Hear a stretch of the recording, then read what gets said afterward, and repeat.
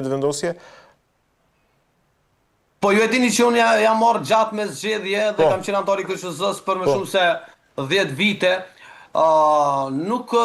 Votat në zgjedhjet lokale nuk le të themi nuk janë kumulative, nuk mbledhen dot. Domethënë komunat janë zona zgjedhore dhe garohet për pozicionin e kryetarit të bashkisë dhe natyrisht edhe për këshillin bashkiak dhe në zgjedhjet vendore nuk mblidhen dot votat e të gjitha bashkive për të nxjerrur rezultatin le të themi ose për të nxjerrur peshën politike të një subjekti politik. Sepse komunat, bashkitë janë zona zgjedhore të veçanta dhe gjithçka bëhet le të themi zhvillohet brenda në kontekstet caktuara në ato zona. Në zgjedhjet vendore ka rëndësi numri i bashkive të fituara dhe natyrisht në secilin bashki ka shumë rëndësi numri i këshilltarëve ose i anëtarëve të këtyre këshillave të fituara. Dhe në këtë kuptim vendosja ka dalur jo vetëm më së miri nga gjitha partitë politike në këto zgjedhje vendore, por ka dalur edhe më së miri në gjithë historinë e saj të pjesëmarrjes në zgjedhje vendore. Ne për herë të parë kemi fituar 3 bashki në raundin e parë, të katërtën kemi domthonë për më pak se 100 vota dhe jemi në 11 të tjera në balotazh. Po në krahasim me zgjedhjet vendore të 4 viteve më parë, vitit 2021, ku edhe atje lëvizja vetëvendosje 4 komuna ka fituar në mos gaboj. Po sa i takon balotazhit, si ka qenë krahasimisht me ato zgjedhje? Po në zgjedhjet e kaluara, në zgjedhjet e vitit 2021 ne s'kishim fituar asnjë bashki, asnjë komunë në raundin e parë. Domethënë atëherë ishim në 12 bashki, në 12 komuna në ballotazh. Dhe natyrisht nga ballotazhi kishim fituar 4, ndërkohë aktualisht ne kemi fituar 3 për mos thënë 4 dhe jemi në 11 të tjera në balotazh. Dhe jemi natyrisht në qytete të rëndësishme, ku në Prishtinë, Mitrovic, në Prizren, në Gjakov, në Pej. Sa komuna të tjera parashikon Adnan që të fitojë lëvizja vetëvendosje nga balotazhi? Pra, po i llogarisë të katërta me gjithë këtë që është shumë pranë fitores, pra logjikisht, përveç këtyre të katërtave, sa të tjera planifikohet ose parashikohet që mund të fitojë?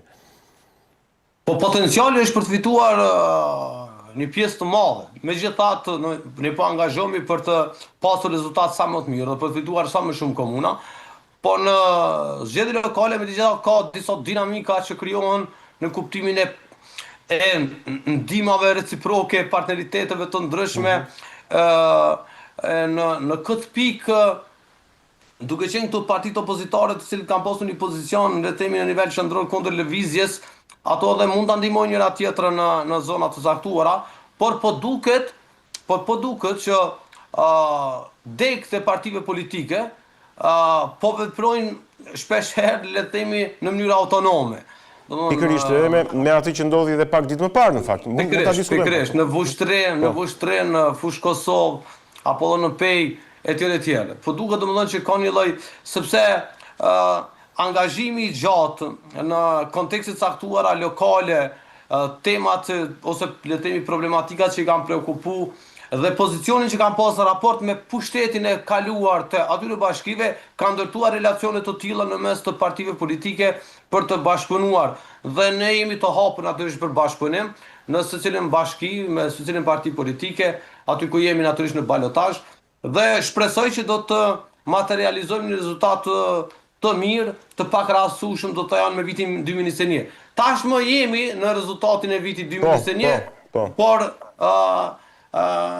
balotazhi pritet që ta përmirësojë edhe më tepër. Patjetër, domethënë potenciali është shumë i madh në secilin bashki. Aty ku jemi në balotazh, domethënë qasat janë teorikisht që të fitojmë në secilin, por natyrisht ka dinamika të ndryshme që mund ta diktojnë në rezultatin përfundimtar, por ne po punojmë shumë me kandidatët tonë për të fituar. Në fakt, më bëri përshtypje kthimi i përqindjes balotazhit në Mitrovic për shkak të numërimit të votave të diasporës, ku kandidati i lëvizjes vetëvendosje doli përpara në përqindje me kandidatin rival të Partisë Demokratike të Kosovës, mos gaboj apo jo? A ka ndodhur kund tjetër në ndonjë komunë tjetër një përmbysje e tillë në përqindje në balotazh? Po, në Mitrovic ka ndryshuar renditja natyrisht, në secilin bashki ka pasur ndikim në rezultat, por mbase jo në këtë mos, varësisht prej raportit që ka pasur i pari me dytin do të thonë. Në përgjithësi votat e Mërgatës domethënë na kanë shtu përqindjen në secilin komunë. Po, Mitrovica është rast specifik, do të thoya unë, i këtyre zgjedhjeve vendore në Kosovë. Pse? Jo vetëm për shkak të, po në një rënon do të thoya unë për shkak të rëndësisë politike në kuptimin e angazhimit ton për të shtrirë sundimin e ligjit dhe të kushtetues në veri të Kosovës, dhe që veriu i Kosovës është i, le të themi, nuk mund të shpjegohet dot ose pa Mitrovicën. Në anën tjetër ka pasur një, le të themi, një fokusim të gjithë kundërshtarëve të vendosjes, jo vetëm politik, madje do të thonë sidomos ata të sferës publike, opinioniste, analiste, tjerë, për të krijuar një opinion të caktuar publik në Mitrovicë në dëm të kandidatit të lëvizjeve vendosje, me exit pollet të cilat ishin fokusuar në Mitrovicë, të cilët kishin huqur me përqindje të madhe rezultatin e parashikuar përtej margjës së gabimit, dhe që këto të dhëna në formë të inxhinieringut janë përdorur gjatë gjithë ditës së zgjedhjeve për të ndikuar vullnetin e votuesve.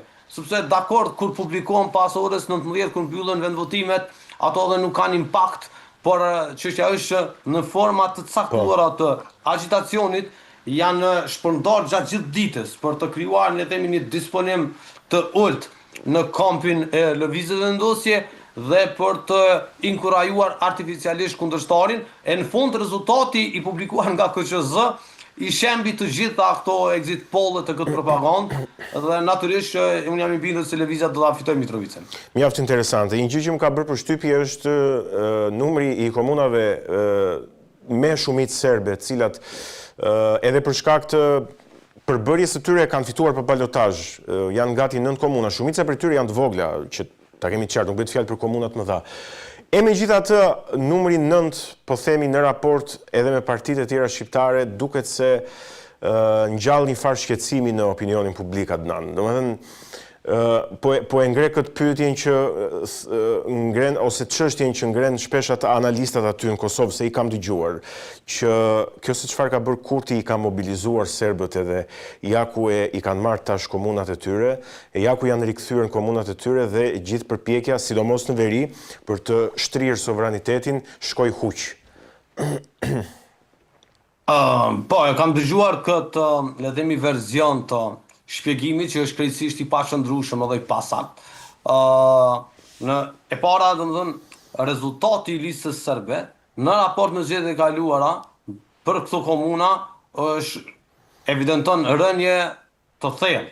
Natyrisht që nëse në 2021 lista serbe ka fituar këto bashki me 80% e mbi 80%, përqindja me të cilën i ka fituar kësaj here është shumë e ulët, domethënë, shumë e ulët se sa në 2021. E në një tjetër është në balotazh, ka shumë për herë të parë. Së 10 komuna ju e dini që janë me shumicë serbe në Kosovë. Por, keni parasysh, në këto komunat me shumicë serbe, pluralizmi politik ende është, le të themi, i brisht. Ende është i brisht. Hegemonia që ka krijuar lista serbe, nëpërmjet saj edhe Serbia, nëpërmjet natyrisht me ndikime, madje edhe me friksime, e ka dëmtuar iniciativën, le të themi, të pavarur politike dhe garën e mirëfillt të politike në këto komuna. Nuk është e vërtetë ajo që thonë analistët, domethënë është e dukshme që i ka fituar 9 në raundin e parë, është e dukshme që ka përqindje shumë të ulët se sa në vitin 2021. Lista serbe gjithmonë i ka fituar këto komuna, nuk është që po i fiton për herë të parë, madje i ka fituar të 10-at në të shkuarën, që në raundin e parë, po e them me përqindje shumë të lartë, pa ndonjë konkurrencë, pa ndonjë rivalitet politik. Por që ky angazhimi për të dobësuar ndikimin e listës serbe është një angazhim i vazhdueshëm. Edhe në nivel qendror, domethënë siç ka ndodhur në Kuvend Kosovës për herë të parë, që kemi një deputet jashtë listës serbe, dhe tash kemi edhe në kryetar të Kuvendit. Kjo nuk ka ndodhur prej vitit 2013 nga kur është themeluar lista serbe. Domethënë gjithmonë këto 10 vendet le të themi, ka mbajtur lista serbe, dhe që po e dukshme që ka rënje në vota edhe në përqindje të theksuar edhe në përbashki edhe në për komuna, por duhet të vazhdoj ky angazhim. Në një anë duhet të krijohet mjedisje dhe atmosfera e mirëfill demokratike për pjesëmarrjen në zgjedhje të partive të reja të kandidatëve të tjerë nga komuniteti serb. E në anën tjetër, gjithsesi duhet të kufizohet hapësira e veprimit për listën serbe. Ndrojmë temat, shkojmë tek tubimi pro UÇK-s në mbështetje të ish komandantëve që gjenden sot padrejtësisht në gjykatën speciale në Hag. Tubimi i cili në fakt solli sërish një përplasje, po themi një replik mes kryeministrit të Shqipërisë dhe kryeministrit të Kosovës. Në analizën tënde, kush, po themi, nga këta të dy drejtues qeverish e ka tepruar në këtë rast, duke qenë se bëj fjalë për një tubim që shqiptarët e mbështesin pothuajse të gjithë, parimisht flas? Po, padyshim, ne kemi përkrahur tubimin ose protestën, sido që ta quajmë, dhe përkrahim çdo aktivitet dhe çdo veprim sado simbolik që mbështet krerët e UÇK-s të cilët më bën padrejtësisht në gjykatën speciale në Hag, por krahas kësaj ne e kemi shumë të rëndësishme evidentimin e fakteve se si kemi ardhur deri tek kjo ditë dhe deri tek ky moment, jo vetëm për, le të themi, për nevoja të adresimit të fajësisë të përgjegjësisë, por për thelbin, le të themi, të ecjes tonë historike dhe si kombë dhe si shtet. Gjykata speciale ka ardhur si rrjedhoj e votimit në Kuvendin e Kosovës dhe zatën të njëjtit të njerëz të cilët e kanë themeluar gjykatën speciale, kanë lobuar për themelimin e gjykatës speciale, kanë avokuar në sferën publike për themelimin e gjykatës speciale, ti she në një mënyrë ose tjetër metaforikisht që i prin, le të themi, këtyre aktiviteteve tash kundër gjykatës speciale. Dhe ka një lloj përmbysje, do thoya unë, të roleve, të pozicioneve. Dhe dakord nëse ata kanë reflektuar. Duhet ta themi edhe këtë gjë, dhe duhet ta thonë edhe vetë ata. Nëse kanë reflektuar dhe janë penduar për çfarë kanë bërë në 2015-ën, por ama nuk mund të, sepse e kam thënë edhe më parë në një emision. Po si shpjegohet Adnan që kur i fton në studio janë pro gjykatës speciale, duhet gjykata speciale. E mandej i shef në shesh kundër gjykatës speciale. Tash unë s'po e kuptoj këtë gjë. Eksakt, po pikrisht kjo është kontradikta të cilën ne duam ta zbërthejmë dhe ne duam ta vërtetojmë se ja kanë kundërshtime me gjithë mend, sepse nuk shkojnë edhe qëndrimi që për themelimin e gjykatës speciale, edhe qëndrimi kundër padrejtësive në gjykatën speciale. Domethënë, është një lloj përpjekje për ta relativizuar kinse për ta, le të themi, për ta demokratizuar procesin në Hag. Po nuk është çështja e procedurave dhe procesit në gjykatën speciale. Gjykata speciale është pa drejt, është vetë hetimi, vetë vënia para gjyqit të krerëve të UÇK-s është pa drejt. Dhe kjo gjykatë nuk duhet të themelojë asnjëherë. Ne, si lëvizje vendosje, jemi subjekti vetëm të cilën e kemi kundërshtuar që në vitin 2015 me të gjitha mjetët. Nuk i kemi votuar, kemi artikuluar argumente politike dhe juridike kundër kësaj gjykate speciale, kemi protestuar në vitin 2015 kundër gjykatës speciale dhe këta që sot marrin pjesë në manifestime ishin o në kuvend o në për studio televizive duke na goditur ne dhe duke arsyetuar themelimin e gjykatës speciale. Qëndrojmë pak një sekond, qëndrojmë pak këtu tek gjykata speciale, por nga ana tjetër ka një akuzë ndaj jush, ndaj lëvizjes vetëvendosje për vitin 2017 kur do duhej të plotësojë quorumin kuvend për ta rrëzuar gjykatën speciale. Po e them thjesht. Si qëndron e vërteta e kësaj akuze, që lëvizja vetëvendosje nuk ju bashkua, po themi, Partisë Demokratike të Kosovës për ta rrëzuar gjykatën speciale. Dhe pyetja e dytë që un kam në vazhdim është, a mos duhet amenduar ligji për gjykatën speciale, Adnan, në Kuvendin e Kosovës, tani që flasim?